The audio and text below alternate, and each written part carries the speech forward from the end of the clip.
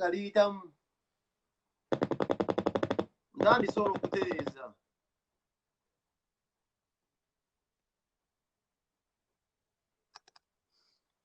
okutereeza naye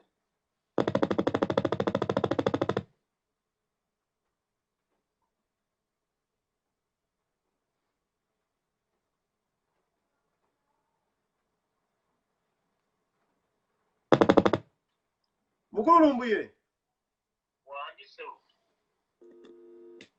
ngezaako okutereeza no mu sipiika zaffe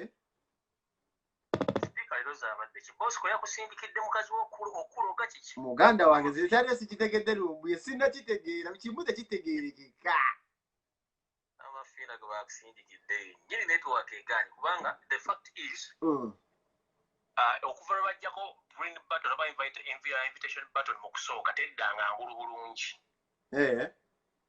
si buli simu nti egirina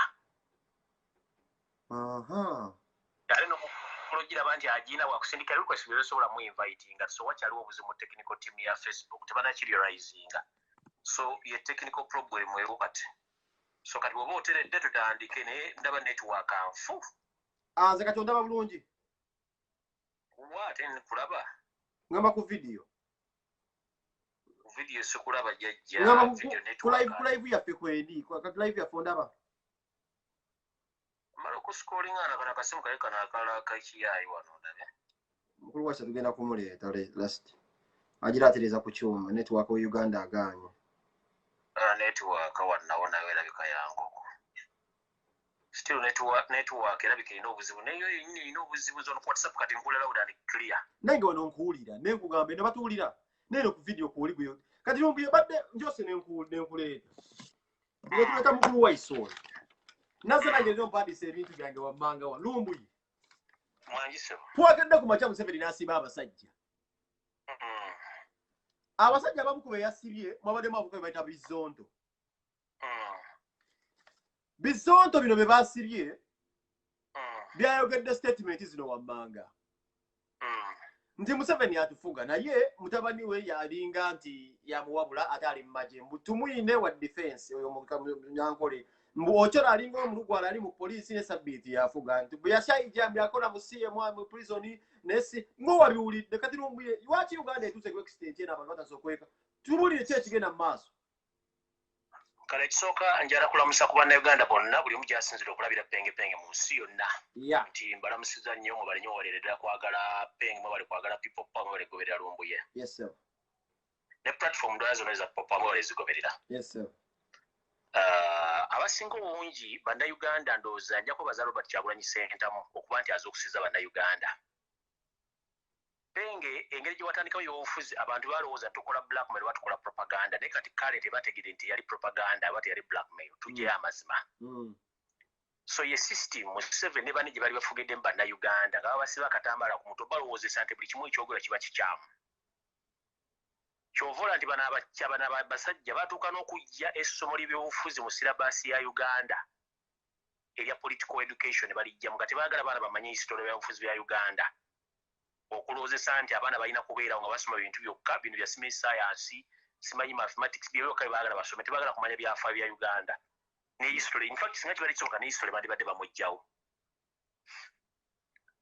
kati nga nkulambulira otuuka awo kankozeeko katono nnyo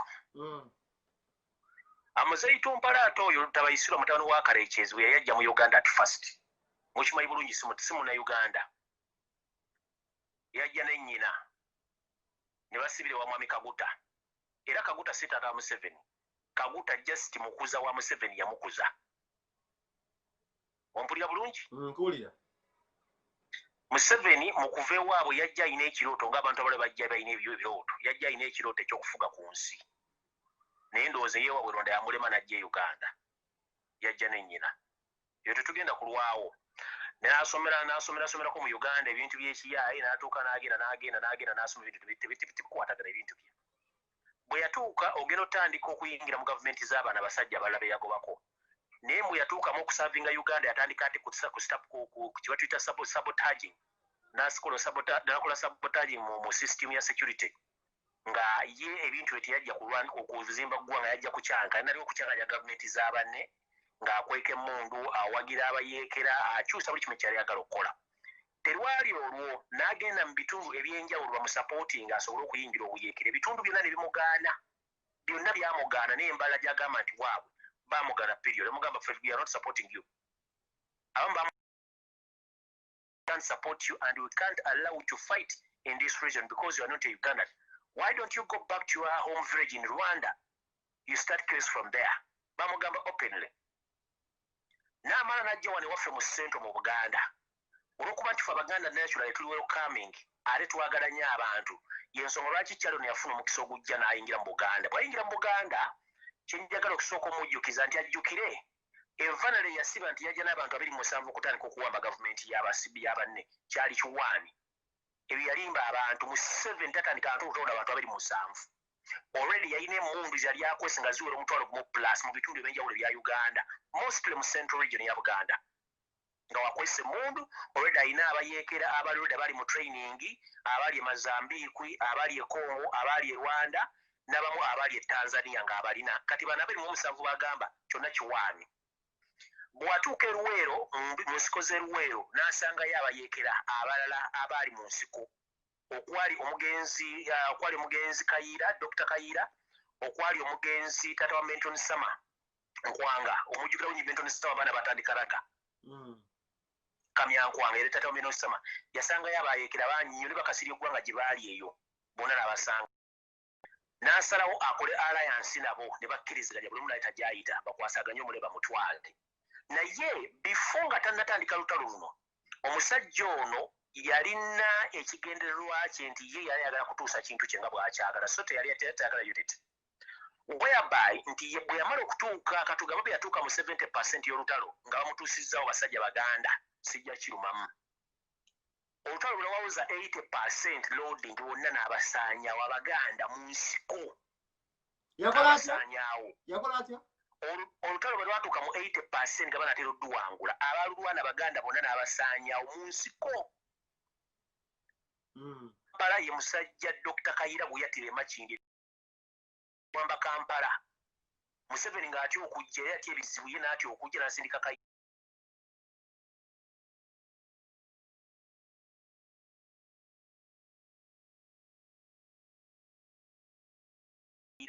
Kayiira najja n'awamba Kampala. Kayiira wamala okuwamba Kampala tuusa lwe bamulemeseremesa bamutwala mu North gye bamutera n'abantu be bonna ne baggwa abasinga bongi badduka bali bweru. Kati bw'amala okumanya nti Abaganda bonna abasaanyizzaawo n'akola gavumenti ye. Gavumenti ye bw'agikola n'atandika okuba nti buli muntu yera bwe yali asuubira nti ayinza okuddamu n'akola obuyeekera natta omu ku omu. Kati njala kusomera amannya g'abantu bagamba nti batandika struggle n'abantu 27. Njagala buli muntu awulirize amannya gano very carefully nga sinnagenda bulungi. Tutandise bwenti. Yennyini Yoseeri Lutabayisirwa eyeyitayo Kaguta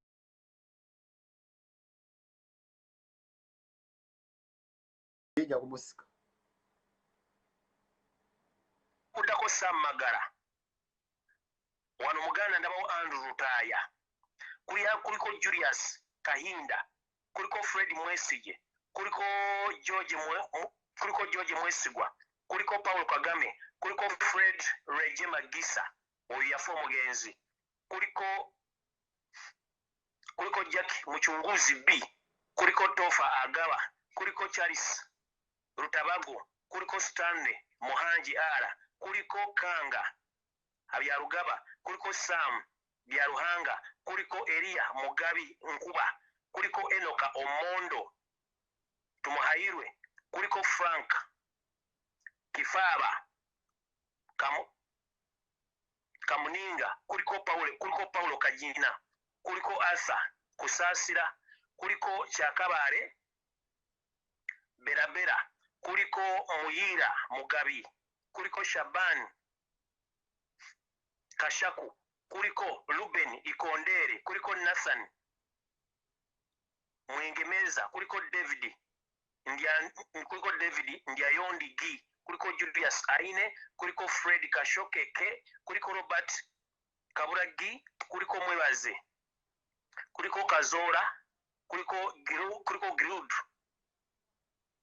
Chabambare Kato kuliko Ilore Tumusime Katungira, kuliko Katungi Suicide, kuliko Aziza B, kuliko Francis Daku, kuliko Alvio, kuliko Kangiho, kuliko Ngab, kuliko Mbako, kuliko Andrew Kangaho Kadogo. Kati bibo abantu 27 evana lyasiba nti bibantu Balaxi Kabamba ngenda kuzomwezi 27 oba ngenda kuzomwezi mukaaga ogwokubiri 1981. Owulira ne bagamba nti babasajja balumba Kabamba Benge wasoma mathematics.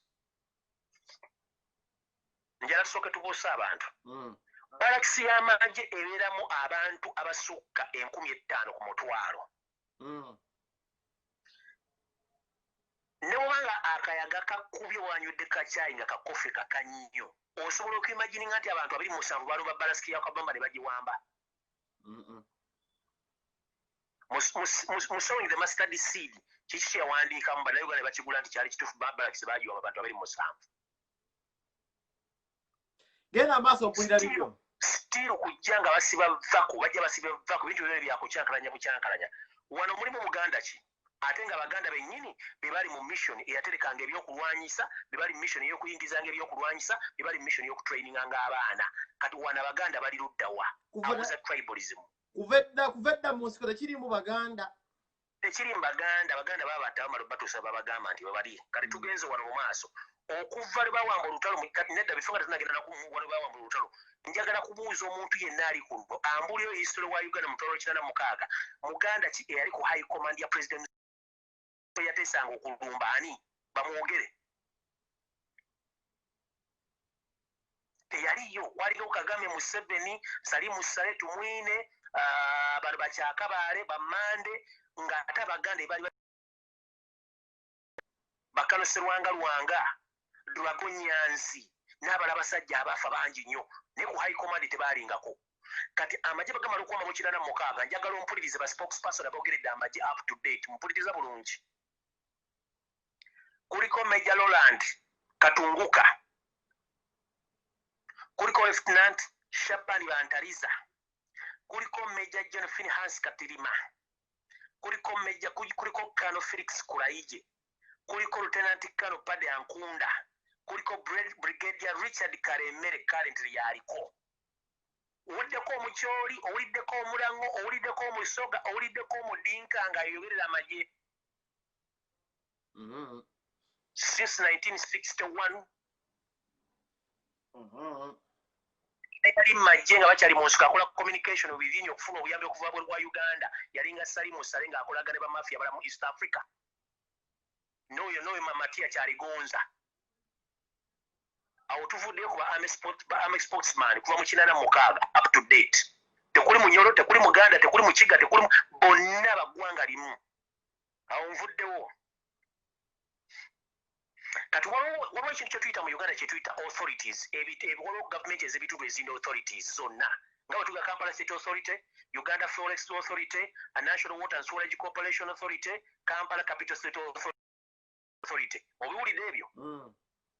Byonna tekubangako Munyankole, tekubangako Muganda n'omu yali akifuzeeko, kakube Musoga, kakube Muteeso, kakube ani, Bayindigina Uganda, byonna biri mu tribe zaabwe. Bw'olira Muganda gwe bataddeko manya alina akakwate ku ggwanga lwe kugamba nabuusayo nga nti Simuda alina erinnya nti egganda nti Muganda nedda. Ekyo nakyo nawe kikubuusa. Bantu bangi abalina amanya g'Ekiganda oba ag'Ekisoga naye nga si Basoga. Kati njala kusomerako just Uganda Electricity Distribution Company. Nkubuulire baani abagifuga. Chairman kuliko Francis Tumuhairwe, oyo ye chairman. Director oba managing director kuliko Paulo Mwesigwa oyo managing director, kuliko director Mr. Godfrey Ala tuli haikayo oyo director, kuliko Christopher Mugisha oyo ne director, kuliko Karuhunguka Kayondo Kayonde oyo ne director, kuliko James Banare Uganda Electricity Board, genda mu National Water, genda mu Forestry, genda mu Revenue, genda wa zonna authority ziriko bantu baabwe. kati bwe tugenda wano mu magye gaabwe gennyini ge bagamba nti amagye gaabwe kuba bebagepangira ngenda kusomera amannya gano penge saagala okaabe njagala owulirize bulungi kati no list eriko ba generals bano ba general benjogerako kuliko Major General Museveni Kagutaro Gabaisiro mutabani wa Kalechezi kuliko General Muhoozi Kanyerugaba oyo mutabani we kuliko General Henry Tumukunde oyo mukoddomi we kuliko General Salimu Sale oyo mutowe kuliko General Eli Tumwine oyo gye yava tetumanyiyo ne yaviramu eriso tetumanyiyo kuliko General David Tiniefunza kuliko General Kalechezi Kayihura oyo dizata kati naye nga bagenda muzza kuliko kati abo bajeno tubavuddeko tugeze kuba Major General kuliko Jim Muhwezi kuliko Major General Wilson Mbadi kuliko Major General David Muhoozi kati yaduumira amagye ga Uganda abantu waliwo batababuzaabuza wakati wa Muhoozi ono ne General Muhoozi Kanyerugaba. These two people omu oli Kanyerugaba Muhoozi ye mutabani wa Museveni mwana w'omuntu omwe gwe yazaala mu mwannyina wa Andrew Mwenda. Ndako Andrew Mwenda Muhoozi amwita kojja. Andrew Mwenda mukoddomi wa Museveni. Ebyadde bitaliko kubuusabuusa. Kubanga yekojja wa yaani yekojja wani yekojja Muhoozi. Yensonga lwaki avuga n'ava e Rwanda n'agenda e Kampala n'akola efujiro ladde teryamukwatako. Ate oyo kyali mukulu ng'enfudu z'Emmengo. Kubanga ne kuli Jim Yobote yalimu ng'amuwa ku magezi amuwandikira n'amawulire. Oyo Andrew Mwenda. Tumuyita wa leero. Kati ono David Muhoozi right now aduumira amagye distant relative mu family ya Yoweri Kaguta Museveni ayina bw'amuyita. Tugenze ku Major General James Mugira. Tugenze ku Major General tugeze ku General Mulamugisha Muntu Waali, Major General Kahindo Tafire, kuliko Major General Fred Mugisha, kuliko Major General Nathan Mugisha, kuliko Major General Jim Owesigire, kuliko Major General Lewis Karuhanga oba Levi Karuhanga, kuliko Major General Jora Mugume, kuliko Major General Bosco Kakutu. Bana abamu bana bayinza okuba nga babetira naye ng'amannya wegali kuba limu buli mwegali. Then kuliko Major General Joram Mugume, kuliko Major General Pecos Kutesa kati oyo General, kuliko Major General Isma Tulyagenda, kuliko Major General Godfrey Muheisi, kati tugenze kuba Brigadier tulina Brigadier Charles Bakahumuza, kuliko Brigadier James Mugira, kuliko Brigadier John Mugume, kuliko Brigadier Tom Muhiwe. Okitegeera? Kuliko ono omulamu yita Brigadier Yosia Kiza, kuliko Brigadier Kayanja Muhanga. Kati bw'owulira Kayanja n'olowooza nti Muganda, butaba Muganda. Kayanja Muhanga.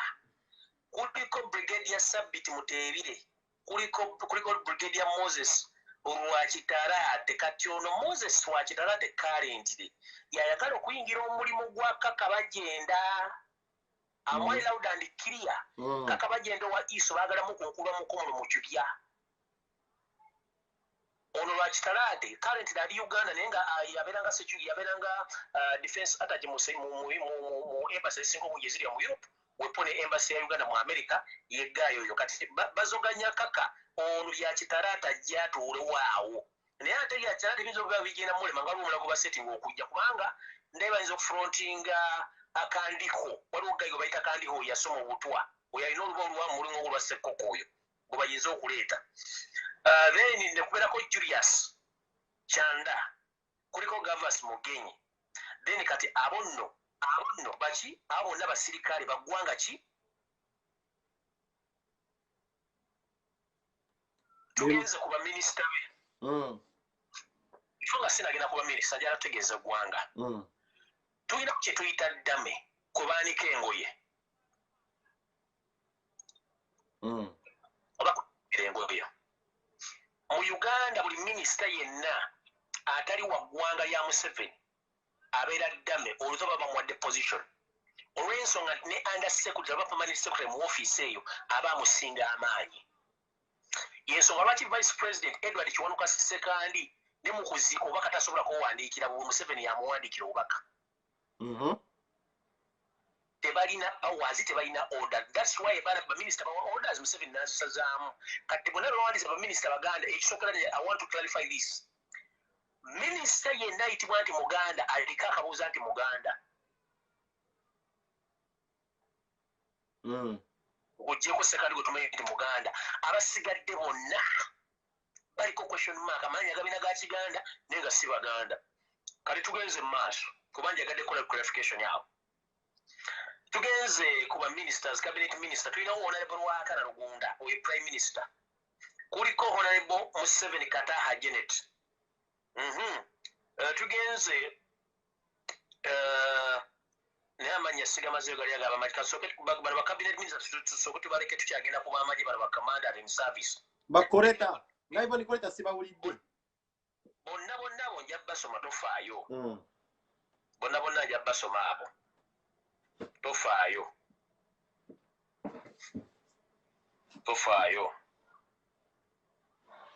Katumba amala naye ddame. Oyo Katumba amala ddame naawere ddame.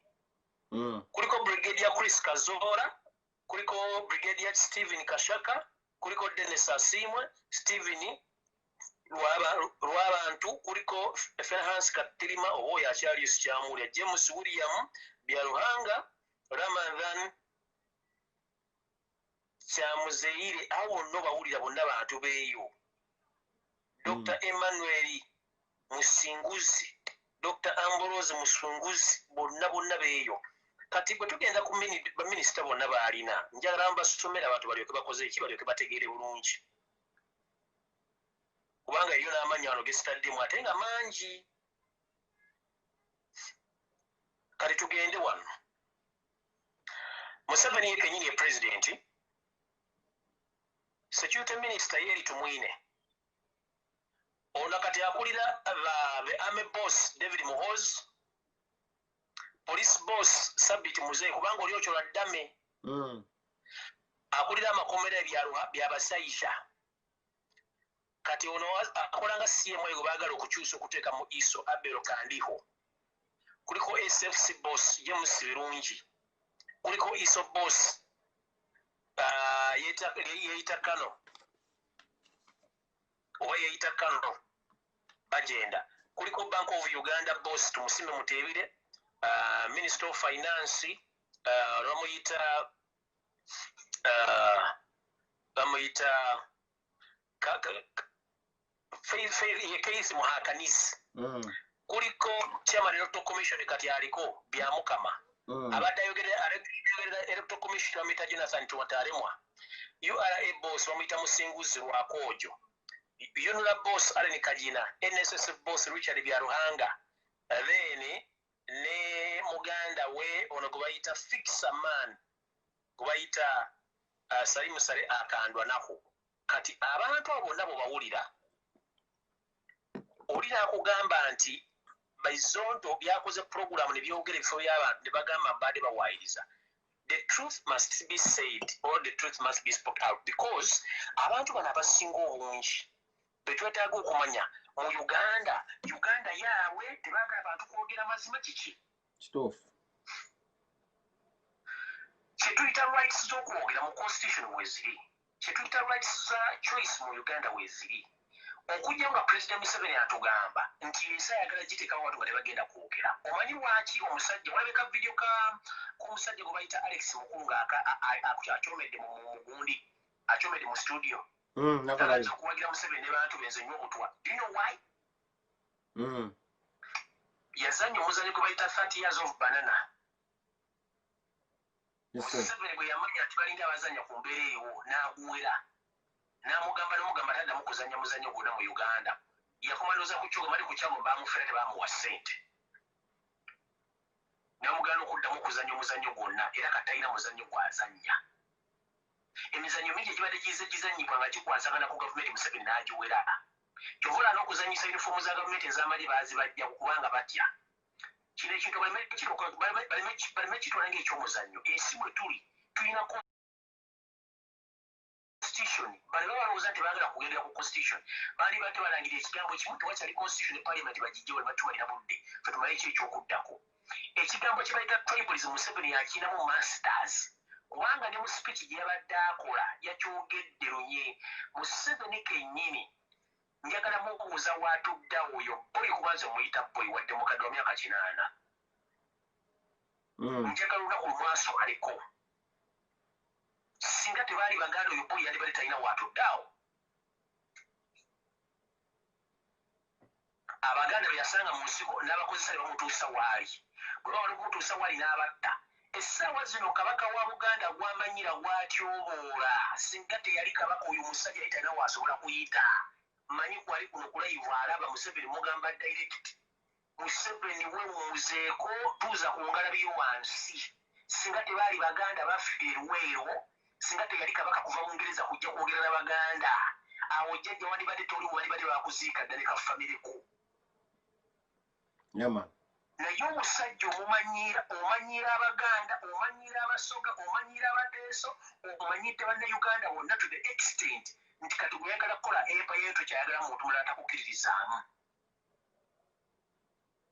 natukwakola mistake n'agamba mbuba aliwo before abatembuuzi wasoma ku batembuuzi emyaka gye basomera Museveni agirina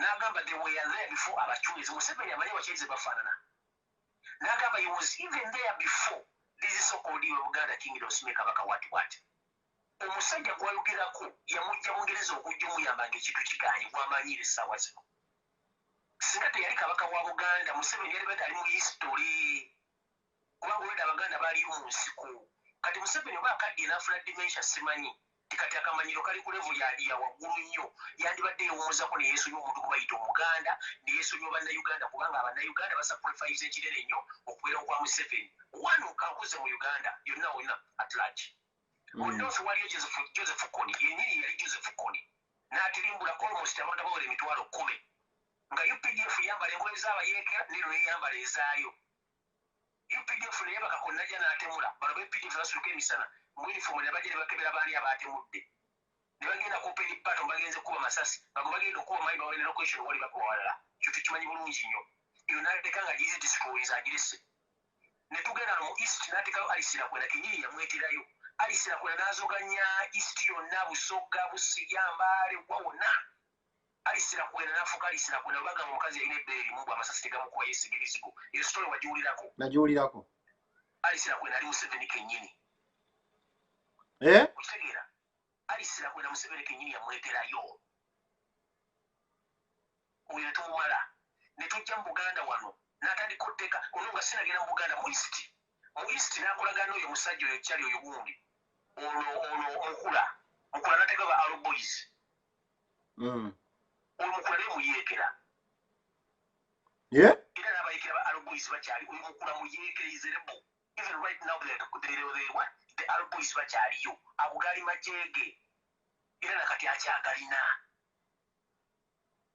wewunye of all Ugandans okuva Museveni yajja mu buyinza mukula sente yazijja luddawa atuka okugula ennyonyi abeera n'ebisaawo ebyo sente yazijja yali atunda butiira wansi lipe Uganda mulimu ensiri nnyingi yazijja luddawa first ask yourself yazijja luddawa be bano abasajja abadingisa Uganda for years bafuna sente ku gavumenti ya President Museveni kyova yomu ku bantu be twakudde offside people panga etaddewo ekibiina yomu ku baali bavudi batandise okwogera ebigambo ebisongovu kati yasirise kati oyo omukula mumaze waaliyo abayeekerayo waggulu nga bakuddwa no Moses Ali kimukumidde mu gavumenti ya President Museveni kubanga Museveni amutya nti yalinayo abayeekera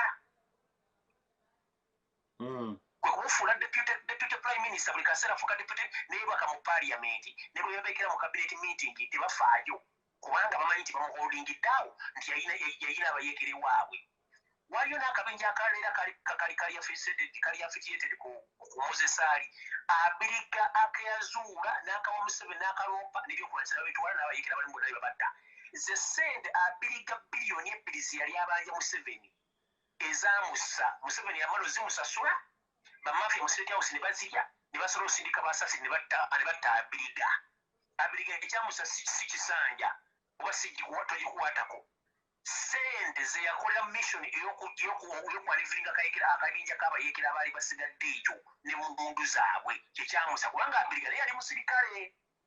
He wasn't an ordinary person.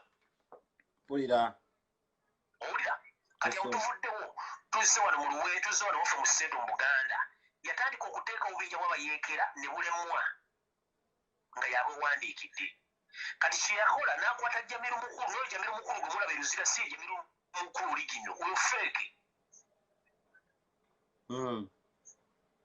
Jamiru Mukulu origino ali mu Europe atudde ali ku ssente in fact ali mu Europe yaddukayo bangamba ali mu sort of mu South Africa lwese ziri independent mwali. Jamiru Mukulu origino ali myaka 75 plus. Jamiru Mukulu no gumula besaza ali myaka 5. There is a difference of 30 years between Jamiru Mukulu origino and this fake Jamiru Mukulu ali mukomera. Jamiru Mukulu origino nze gwe mmanyi n'abantu gwe bamanyi Museveni sera yamukwatako yali badde yamuttadde Museveni tasonyiwa muyeekera ate kakudyuki esese kamanyi wattira bana bawulira obwogezi ku street yakata bana bepopo babameka kankubuuze Museveni gwomanyi atta abantu boogera naye ate abalina emmundu ng'ategera ekyo yina emmundu abantu balina okufuulindibwa bwe batyo. Museveni gwe tumanyi ku oligino ye olaba atta muntu ayogera kigambo nekyo ate gwamanyi nti alina emuntu.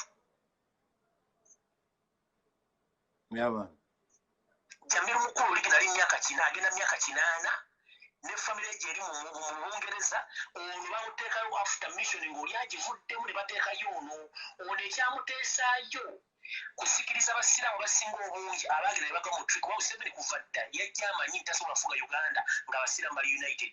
Kyeyakola n'asooka n'ateeka bambega mu basiraamu olutalo lwa ADF bali main to destroy the Islamic religious over the Islamic religion mu Uganda. Omusiraamu wali kuno njagala ombulire bulungi nnyo. Museveni olwayingira mu Uganda ng'atandise okutandika obuyeekera abasiraamu okubatta abatandikira basiraamu balala. Era ng'akozesa abakulu bennyini mu Busiraamu abaali bajja bamubegera baali abakabi baali abatasobola kubeera gavandi bo ne batta omu ku omu. Up to now abasiraamu abali luzira abo amasheeka abakulu baliyo bukozi babakuumidde bamanyi history mungi nnyo. Era Museveni bw'alivaako bali babuulira akakodi akali wakati wa ADF ne President Museveni. Olwo Jamiru Mukulu ayinza nakyo kyokuwulira kiwulire bulungi. Jamiru Mukulu bamukwatira Tanzania ne bamuleeta ne bamuwa Uganda. Weewuunye okuva mu nsi ze yali atambula mu Central African Republic, Congo, Rwanda n'atuuka e Tanzania. Tanzania n'emala gamuwayo banamusa ku street bamukwata. Weebuuze buyeekera bw'ati bwatambula. For years. Ngobayi bakunoonya okimanyi nti besi ya Museveni esinga obungi eri Tanzania. Nawe n'ogenda Tanzania bakukwata bakuweereza e Uganda n'ojja. N'otuukira e Nalufeenya ne bakuteeka eruzira oli eyo omusajja anyirira alina n'ebirevu nedda banaye bamuletera okubafuulinga kati osijja mulwako. Tuzze wano tutuuse bulungi nnyo atandise okukola obubadde bwe bwonna bwakola wano atadde ebitongole bibiri ebya iso semwayi iso kati ekintu kye bakulaninga essaawa zino kiso chaotic nti bafunye pressure gye baleete basuubira nti abaana batandise okwogera whereby omuntu alina freedom okwogera. Freedom of expression yensonga lwaki Omumerika waba ayogera olulimi Olumerika ekigambo takisalamu bw'ali ku TV gubo kimyutinga kubanga kimukwatako. Naye mu Uganda yogera ekikyamu geegaba amazima. Bw'oyogera amazima kyekiba kiki? Mpulira ssebo. Kyekiba ekizibu. Kati bazonto okwogera okuclarifyinga okubuulira abantu abali mu gavumenti ya Museveni abakola ebyokwerinda abali mu ministries abalira essente za COVID nga bonna banyankole oba banyarwanda bazizza musango ki? Bebawugeddeko tebaliiwo singa bana batwala muko ne babuuzamu mweteka video kano presenting n'abantu bano bonna baleerese boogerako gwokola mulimu kindize ne minisitule wa gudi omusango kikubagenda bavunaana.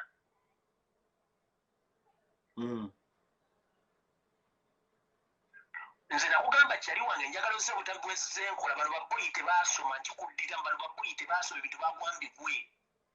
Yes sebo taata. Yensonga lwaki olaba nti balwana nnyo okubba Uganda ogikaliza basomesa abaana babe naye Katonda talya bbaani takuwa ssere n'akuwa baana bonna bazaala watermeloni. Ekyo nkiddamu. Yes sebo nze.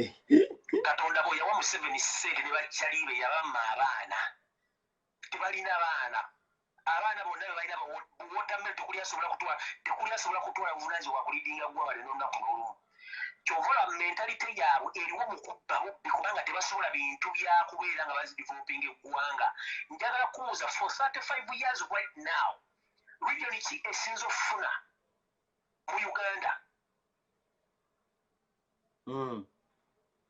kati kantambudde bwenti ntandise bwenti mu north it is part of Uganda. What is in north? Nothing.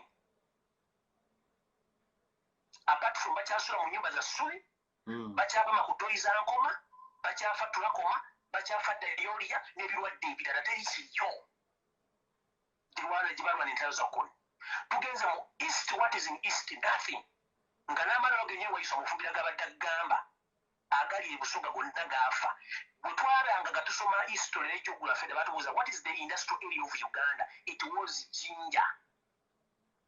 But if I may ask, where is the industrial area of Uganda? It's nowhere. Walinga manve eziwo zonna zolabanga industrial area. Those are warehouses for the imported goods. And some part of those industrial area, it's assembling plants. There is no factory. There is no industrial companies there. Those are the assembling plants and warehouses. Tebakulya sente. What's up? Tebakulya sente. Tugenze mu central waliwo in Buganda. What is in Buganda? Nothing is there. Amalwaliro agasangibwawo nga bajja ge galiwo. Amasomero agasangibwawo ge galiwo amalala gatunze. Kampala yennyini administrative city bagifuula shopping city tekyali administrative. Shopping mall arcade ku arcade kati kyafuuka kidandali tekikyali city. Kubanga bamanya nti wano abantu balina ssente balina okuteeka amaduuka waliwo maduuka meerere penga otuuka mu Kampala n'okwatibwa ennaku. Omusajja agambye ekibuga kye Jinja kati kiwunya kubanga suwagiraini bazitta buli kimu bakitta n'amazzi kati agali Jinja gali kule ku Victoria Shores gawunya kubanga baddira kampuni zonna ez'abakyala n'abayindi kati zifuuyira birimuli ate buli biri Victoria Shores eryo eddagala likontaminatinga n'amazzi ne chemicals ennyanja Victoria yafa kati egenda efa kubanga they just mind about money, nothing else. Bafa ku ssente. Kati mbadde nkujira no mu Buganda tewali kiriwo. Ekisooka education system bagitta. Ekisooka political system ya Buganda bagitta. Transport system ya Buganda bagitta. Forestry oba the green belt of Buganda bagitta. Mabita bamusaanyawo taliwo kati wasigalawo kateni. Ebibira byonna babisaanyaawo. Tugenze mu ntobazi zonna bazisaanyizaawo. Tugenze mu baana baawo. Babagoba ku mataka abazadde baba basse n'emirimu gye badde bakola nagyo bagirinnyeko. Omuganda kati emirimu gy'abadde alimu gye informal sector okuvuga boda okuvuga taxi n'okutunda ebintu mu arcade zibadde nsibe for 5 months. Boda bazigino baziganye okola naye zitadde zirimu akakodi akala zitusobola kunsaba n'enama n'entula ku boda ezisobola. I can't. Tugenze mu taxi batya buti kuleeta baasi olwedde gye ziri gye za parking bana gye baziparkinze. Batya buti kuzireeta baasi weziri okusubstitutinga zino taxi zaffe ziri mu kampani za informal sector z'abantu. Tugenze mu banking system, banking loans. Awe Sweden woli penge ofuna looni nga ya myaka 18 looni system ya Kampala myaka emeka? Banga tono. Myezi 3 ku myaka 3. Ate interest rate eri waggulu. Abantu nabagamba recent naye bagamba Museveni agenda kuwavuwaza omuntu kubayita Omuganda ne munna Uganda atali waggwanga linga bawakana. Kati right now last week negitugenda okuba enkuba ngiyita last week. Walayo video eri mu kusaasana ku social media ng'abasuubuzi bagenze okukiryalinga konteyina zaabwe ng'omusolo abadde asasula konteyina 20 feet $1,300,000 olina gisasula $9,000,000. By increasing the taxes 50%, ewala by increasing the taxes 100%. Because bakimanyi bulungi nnyo nti abakyalemedde mu informal sector be Baganda. So Baganda badiginga deep okubalemesa nayo ekiba okubalemesa penge Osudde carpet zivudde China waziteeka emitwalo 2 egya $. So okadde 7. Yes sir. Omuyayi otuuse ku revenue akugambye jjajja olina okusasula obukadde 9. Oyinza osasula penge? Nedda.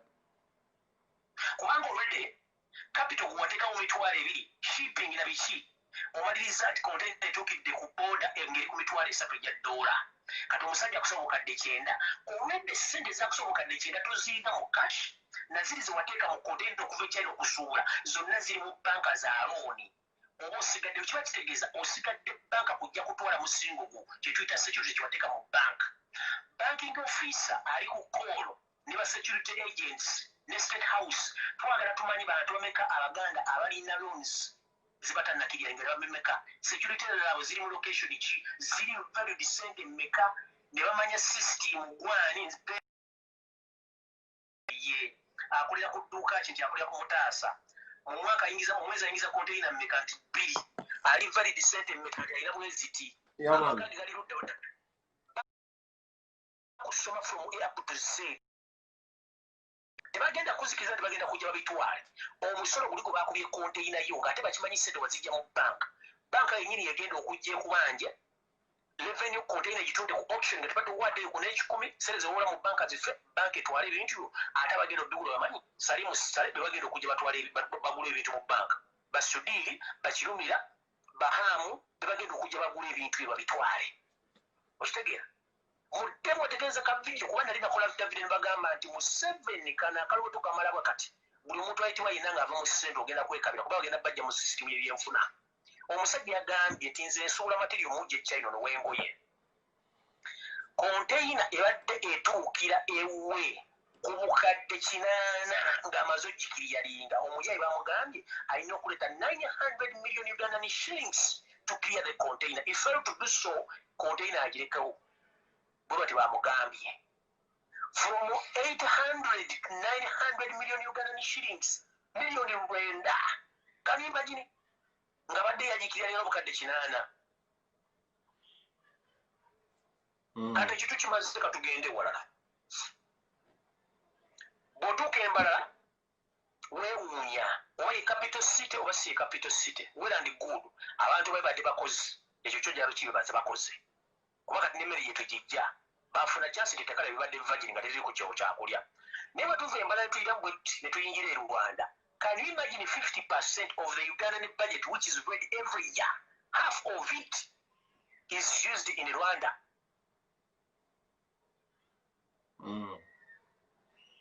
Budget ya Uganda gibasoma buli mwaka ebitundu 5 ku buli 10 bikola Rwanda. Era infrastructure yola mu Rwanda ba foreign investors bainako 20%. Ba foreign investors 80% aba investings mu labadi bannayiba beeta banna Uganda. Museveni family ye ne ba minister bonna. Nga infrastructure y'e Rwanda eri ku European standard. Whereby the part of Rwanda suburb soon ole tabagenda giri anga mu second world nga Uganda tukyali mu third world tudda mu fourth world. Can you imagine kusedeza omusolo? Yes sir. Transport system bagikyusa ne bagiza ku European standard on behalf of Ugandan's money. Okitegeera? Yes sir. Ne tugenda ku security abatereza security yeno na buli kimu banna Uganda baliyo batereza ebintu ebyo. Ojjukira Chali eyali DPC World Kampala eyakuba munnamawulire n'amuyiwa amannyo wano wabba kuli ku shero yawo ku toto omujjukira. Yes sir.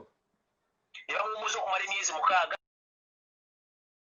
After 3 months yadduka n'asala nadde waabwe Rwanda n'afuuka munene nnyo n'amadini bamutikka n'amayinja gy'ali yomu kubakulira poliisi Rwanda wano bamaze omuyimiriza yasala busazi nadde eri be bantu be tulina. Kati ekyo sigenda kirwako njala mbuli bannayuganda ekintu bakitegere bulungi. Ekigambo kye batta tribalism mu Uganda tekiriiyo. Museveni yennyini ye tribalism kubanga akikola akimanyi. Ekisooka ye akimanyi nti si munnayuganda era akimanyi esaana gigenda muwunyira dduke. Uganda agireke ngeri messed up. Yensonga lwaki tasobola kwesiga Muganda yenna mu gavumenti ye. Yensonga lwaki tasobola kwesiga Musonga yenna mu gavumenti ye. yensonga lwaki tasobola kwesiga mu nnyo mu gavumenti ye. Mbuuza lwaki goberera abasajja badde bajja batta baminisita bamemba ba parliament bonna babadde babiyo citizens of Uganda ekibassa kubanga tebadde tebasympathizing na President Museveni ku byabadde alowooza. N'abantu bamugamba mukaluka 26 muzeeyi bwewalwana nga wafuuka hero wa Uganda twetaaga etyo obuyinza mu transition ebiro peacefully.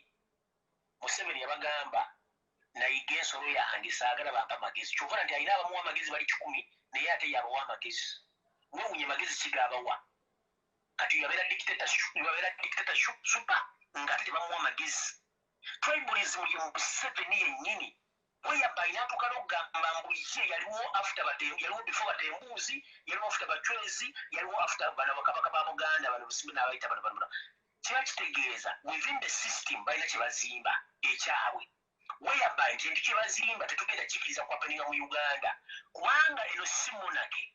Ekyokubiri Museveni akimanyi bulungi nnyo nti ye ng'omuntu obulamu busigadde ku lusuubo kyovula kati yennyini alina ddawo kkala mu maaso omulaba nga wakatatta ettaka ne bweyambula enguye omusota oguwedde emiro okuba kansa amunywedde aweddewo n'engalo muziraba takyasobola dde okutambula kilometers 2 n'ekiremezaawo ne scientification kuba Museveni abasawo bamugamba tosobola kumaliriza kampeyini z'akalulu kano ojja kutukira bwerere kyakimanyi bulungi nnyo.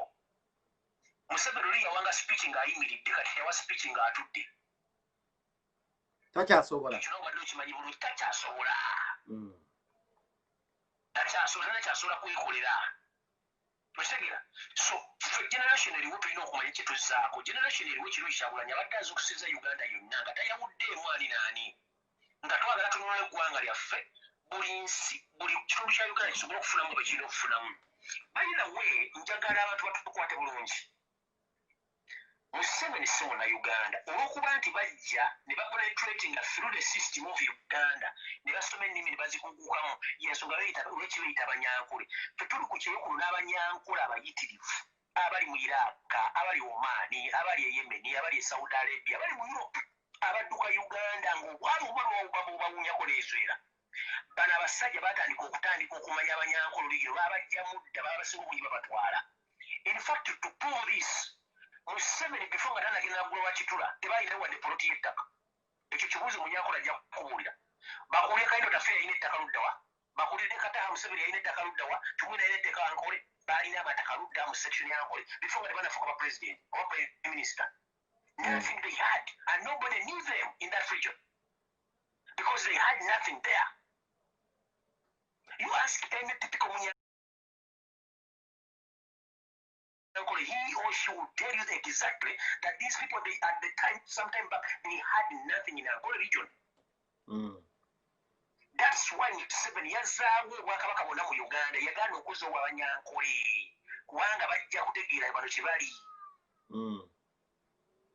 Ozizoowa Abaganda, ozizoowa Basoga, ozizoowa Banyoro, ozizoowa Baki, ozizoowa Obusoga, lwaki gy'osibuka gy'ogamba nti wamwe tozze Bunyankole, tozze Buki, tozze Buki Bwakabaka bwaki? Ask yourself, simple mathematics. Ask yourself. Pengo olina amakaago, olina abaana bo ne basuba yenna omuwadde ssente, omuwadde emmere, omuwadde emmotoka naye gwe famire yo tebawalina kye bawadde. Otegera lunaku ki? Kituufu. Famire yo bw'ogyagala? Nedda. Kati omusajja yawa ebitundu byonna bya Uganda aliwo Obwakabaka naye obugabe bwa Bunyankole yagala obuuza kubanga Abanyankole bino bamumanyi nti si muntu waabwe. Era lino ly'envana lye balina. During the day, they speak Kinyankole language, but at night they speak Kinyarwanda. This is the truth. Yeah. During the day in their offices, they speak Kinyankole and some little English. But at night, they speak Kinyarwanda in their meetings.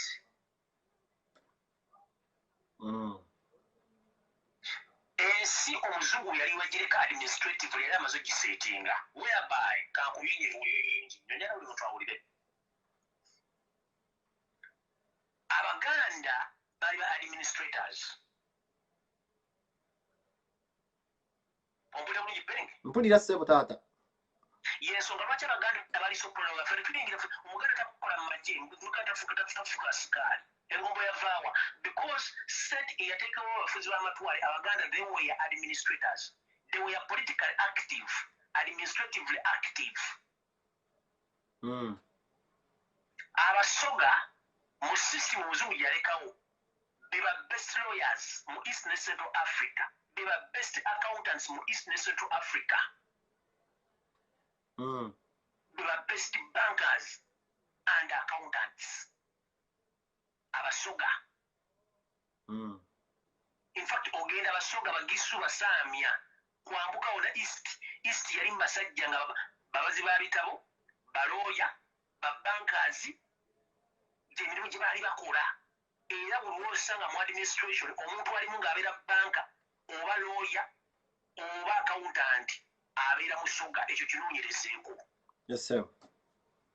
bwe twambuka ne tugenda mu luwannanda lwaggw'okwambuka bali bonna bali bamusirike people be bali mu military be bali mu magye be bali mu poliisi nga bali ne mu prison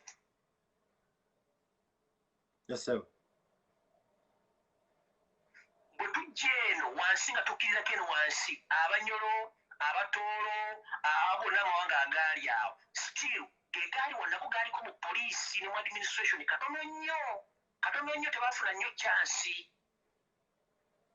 kati watwadde eno Museveni gy'agamba gy'ava bano baali bakazuuku okujja okutandika okusoma n'okubeera mu sisitimu baali balunzi n'abalimi nga ne mu administration tebaliimu nga tebalina wa we bali just batumanyidde ng'abalimi n'abalunzi nga gy'emirimu gye bakola ate bakikoledde ebbanga dde n'obugagga balina obwesi bwe babukoleredde ng'oggyeko bano abayingidde babateekamu ebintu bino eby'ekiyaayi omukigga origino n'omunyankolo origino balimi balunzi and they have their money ezitaliiko musaayi ene munyankole found ng'alina a massive wealth tasobola kuwulira accountability oyo si munyankole biliyoni nkigambye the original banyankole they are farmers and capital keepers they have their deep by sente zabazikoleredde but these people you found the rest are speaking kinyankole they have a lot of money those are banyarwandas period nkisijja kiddamu nze sifumya statement negyetonda njogera nga bweri bano franka tumwebaze pure rwandi sente zaina zimuyitaba Minister Bahati pure rwandi sente zaina zimuyita ezoto munyankole be so fucking kind of tafire they have crazy money nepogera nonya tipiko munyankole balina sente zaabwe ziri entono kubanga bo baali balozi bagagga bali bisente bazirina tebetaaga kumanya in fact if you want to prove this story funa munyankole oligina ajja kuwunya tetungulira ddala gwedde birina bituufu gero kati abaana bonna abali Iraq abatuufu abagenda abasinga obungi bonna abasinga obungi baali bannayuganda nga n'abanyankole mu balorigino then bano system bagikwata bano Salimu Sale ne mukazi we ne sister we ne balyoka basomba buli munyarwanda ne bamuyiwa Iraq era ne batuuka Iraq nga balina bokkampu abatayogera Luganda nga babeera bokka kubanga jjukira Uganda is a universal language mu Uganda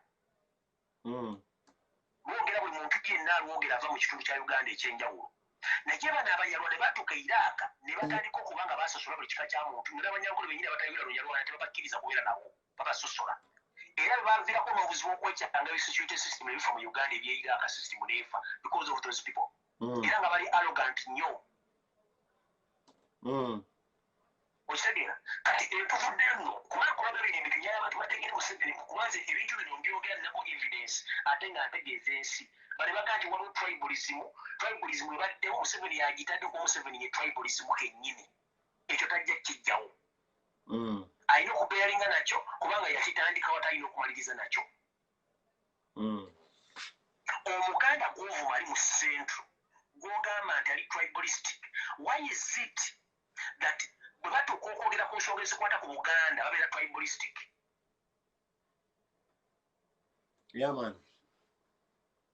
bwe tuuka okwogera ku nsonga eziri national nga muga nti resitiri omuganda ali why right now if you can mention any 5 Baganda generals in majje ga Museveni omutogo ngo bagukime ayi gwomanyiyo Katumba maana tumuteekamu ne Proscovia na Wilson tumuteekamu manyo bagenda balaba mu Abaganda Bawukaga. Goli nawo okola research ngoli njagala ba 5 generals right now twogera currently nga baganda bambuulire. Sira bawona ngene. Tomutekamu Roscovia na Luiso tomutekamu buli bajjero batano bateeke wali. Sira bawona nge. Where are they? Right now, if you can mention 5 generals who are coming from Lusoga region, mention them right now. Bambuli, but 5 generals batana are very Lusoga.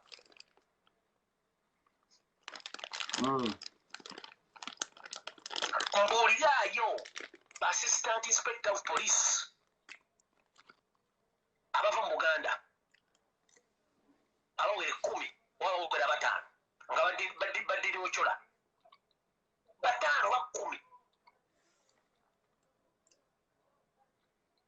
Wala. Mbulira ba meja, mbulira ba jeno 10. Abava mu north yunanga tujigasse bonna ba jeno 10. Nga bava mu north.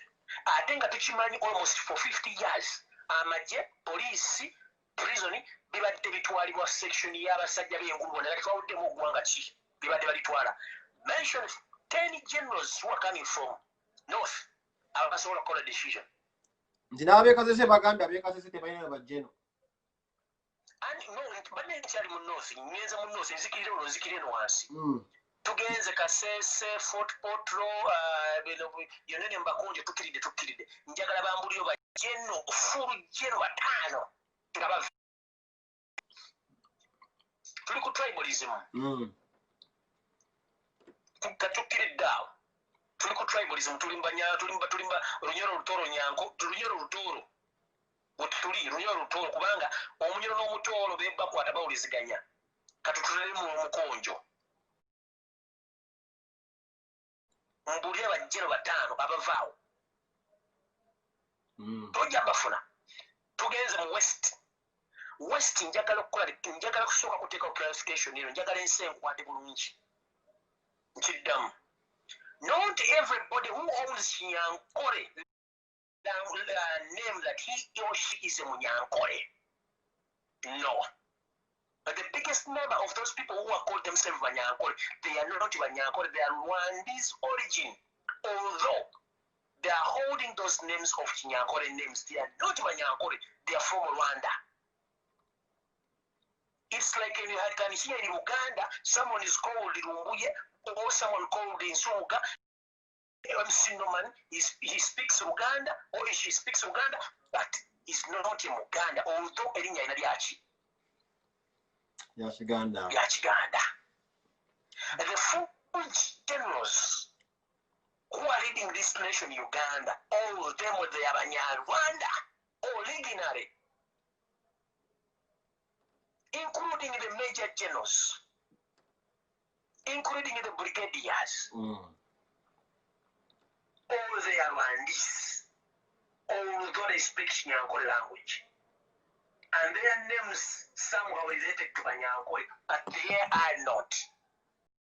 At that time, they speak Nyankore language in the offices, but at night, they speak Nyarwanda. Yes, sir. People, they should know that. Yes, sir. Tuze mu ministry na mu ministry zonna ezisinga obungi abasinga mbonna si bannayuganda holding a position enkulu era bebavuga sente za Uganda okubanga bazikyusiza we ziri zonna. Kati oyo ye tribalist ye muntu asooka okubeera tribalistic okusosola mu bantu. Njagala gyatubuulire bintu kibi bagamba bateekawo abantu mu bagambo kati mwana abasajja bandibadde batwesonya kuba tulina ebizibu bingi nnyo. Mukulu Lumbuye ng'ofumittiriza taata nga nkomekkereza njala kutegeeza bannayuganda. Uganda yatondebwawo ng'eggwanga eryawamu ery'abannayuganda. Naye abakulembeze abazze bafuga Uganda bazze balina ebigendero byabwe. ebigenge bisooka byebyokwawula mu bannayuganda bo basobole okuyisaawo ebyabwe. Ekyokubiri, balemeddwa bonna bakulembeze okukulaakulanya Uganda okuggyako girabye ennaku n'okutuusa okuba nti kati ebintu bino bitandise kubeera bya mawanga naye kino ekintu njagala tukyegendereze nnyo, njagala tubeere very very very careful about this issue of being or the issue of tribes. Yeah, man. Olw'ensonga President Museveni originally bw'osoma history we n'engeri gy'akolamu ebintu afunira nnyo mu kwawula n'obuvuyo n'okwawula mu mawanga. Ekyo akikola okukoonaganya amawanga ag'enjawulo creatingawo hate within those tribes. So njagala buli munnayuganda waali tudde ku sisitimu enkadde bajjajjaffe gye baatandikirawo Uganda. Omulugwala akolagana n'omuteeso, omuteeso akolagana n'omukyoli, omukyoli akolagana n'omulaŋŋo, ne tudda mu east nga mu east bonna amawanga gali mu east gakolagana. Ne tudda mu west eno nga gonna amawanga gawo gakolagana. Ne tudda mu centre ekkuŋŋaanizo lya buli omu nga tewali agoba munne. Then it's very easy for you to come from any other part of Uganda and you settle in Buganda. But it's very difficult for a person from central region, that is Uganda, to go and settle in any part of Uganda without questions. But here in the central, which is known as Uganda, we don't ask questions. Yeah, as long as you settle peacefully, we don't ask questions. But any other part of Uganda, if you are coming from the central, that is Uganda, bakubuuza waki wazze ononye ekiwano biki ebikuweese such questions. Kati ffe olw'okuba nti baatutendeka nti omugenyi omwaniriza ng'omugenyi yensobola ki Museveni waali. Museveni agenda empola ku bintu by'okwawula mu mawanga kubanga ffe twamanyira okubeera n'abantu bonna aba buli kika kyonna ekyenjawulo. Penge okukuze n'abaana Adinka, pengo okuze n'abalugwala, pengo okuze n'abanyankole, pengo okuze na buli kika kya muntu nakati mukyabonga nabo. Yes, sir. Lwaki ono muyali yakalya for 35 years ayagala otwawulamu? Obadde ne ba Andaman Daku olina abaana bali Sydney bonna nga si baganda ne mupunga ne mukola lwaki kana akawanga akaze for 35 years kagenda twawulamu enkolagana gye tubadde nayo. Oyo boy agenda empolampola n'ekintu ky'okwawula mu mawanga nze muwula kijja muleetera obuzibu. Ekisooka eryevana lyefu one the center board of leadership and peaceful mechanism ekwatibwa Muganda. Omuganda tayagala chaos. Era Omuganda tajja kukkiriza bintu bya Museveni bya tribalism. Kijja kuggwera nga yafiiridde mu firimu y'ekyo ky'okimubuulira. Making sure nti abeera very careful nnyo. Ate n'ekirala akivaamu yakiyita ekyato. Boyi wava mu nsiko Muganda yakujjayo. Boyi oli mu State House Museveni Muganda yakuteeka waawo. Bw'onoomanyira Omuganda n'otandika omunyigiriza ennyo okumunyiga ennyindo gireeta omusaayi. Boyi wandifundikiranga Saddam Hussein yalina abaana abaali bajjero bakkalo ali luddawa. Boyi ajja kunyigiriza nnyo omuntu w'omu centre to the extent atuuka kujja ku State House asaba akawunga lwanaasituka tojja kyagala. Oyo mutabani w'omuguwa w'ensimu oli w'ebisiyaga gw'ofulootinga bw'ayagala afuge Uganda nga muyita mu buteekateeka mutadde okunyigiriza Omuganda. Boyi mujja kufuna kye mwagala mujja kitesitingako.